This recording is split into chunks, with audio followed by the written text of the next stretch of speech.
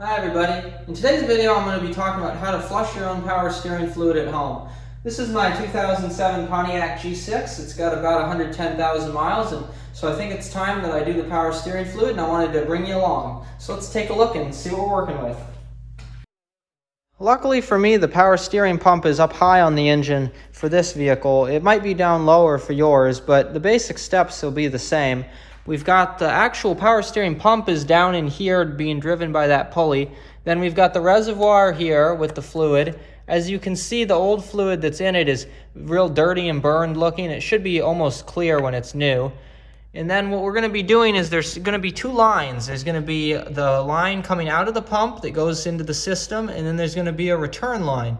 And the way you can tell them apart is that the return line is going to be higher in elevation, whereas the line coming from the pump feeding the system is going to be way down there. And so that's basically what we're going to be doing, is just taking this off, applying vacuum here to suck the fluid out as we put fluid in here. So here's everything that you're going to need. First off is a vacuum pump. This is the higher end model from Harbor Freight, but you could get the cheaper one as well, since all we need is vacuum. It comes with the plastic hoses and the little plugs and everything to plug up the system. And I got the larger reservoir to go with it though, since the one that comes with it is very small, and even this one, the 16 ounce, will still fill up pretty quick with dirty fluid. Then I've got a little barbed adapter to go from the 1/4 inch to 3/8 inch tubing. Some of these pliers here to get the clamp off and to break the hose free. And then lastly, some power steering fluid, which I'm not sure how much I'll need to fully flush the system, but I got two just to be safe. So go ahead and take off the hose clamp on the return line, and then just break the hose free from the metal fitting with these. And then what we'll be able to do is, and have a paper towel underneath to catch any fluid that drips, but we're gonna take this off, then plug that, and then put this on here. We got to be kind of quick about it to make sure we don't get too much fluid everywhere.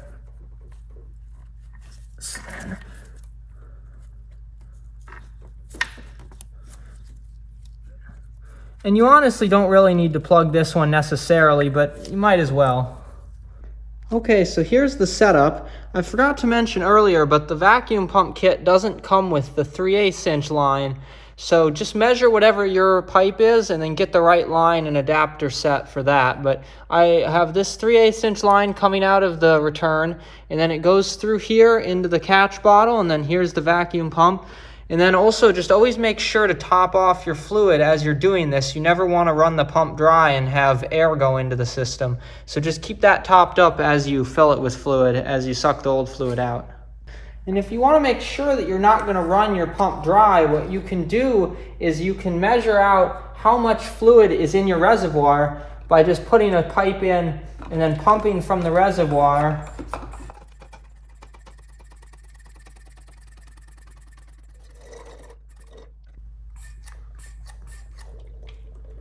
Okay, so you can see it's done there, and so we know that our reservoir only holds about half of this bottle, so that's probably about 8 ounces or so. So that means that every time that this bottle gets about half full or a little bit below, we want to top it off with more of the clean fluid. And this actually is a good thing to do anyways, to get the dirty fluid out at the top, since then there's less that we're going to have to pull back through. All right, let's get pumping.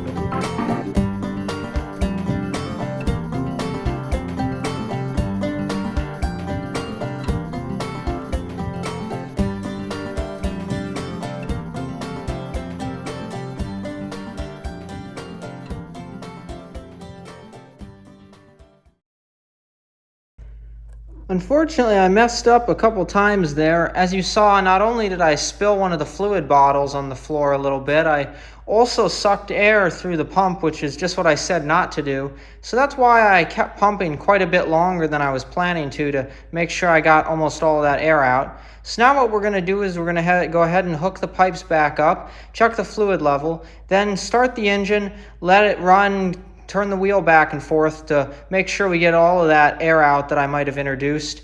And then we'll go ahead, top it off, and that'll be that. But overall, you can see over here that we've got nice clean fluid in there now versus what was in there before. It was all dark and black. I ended up using up these two bottles here and then this bottle here as well. But if you didn't screw up like I did, you could definitely get away with, at least on my engine in my car, these two bottles, just two of the quart size bottles. Let's get everything hooked back up together.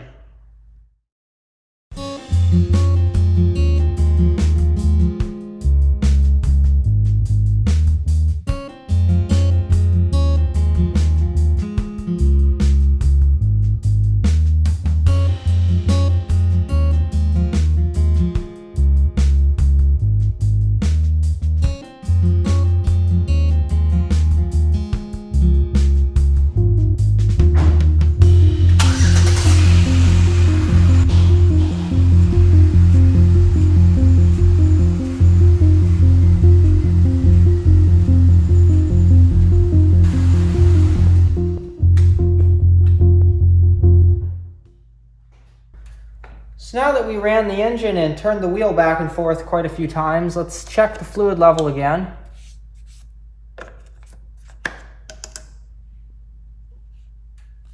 So you can see there it's right at the top of the full mark, and so that's just perfect, what we're looking for.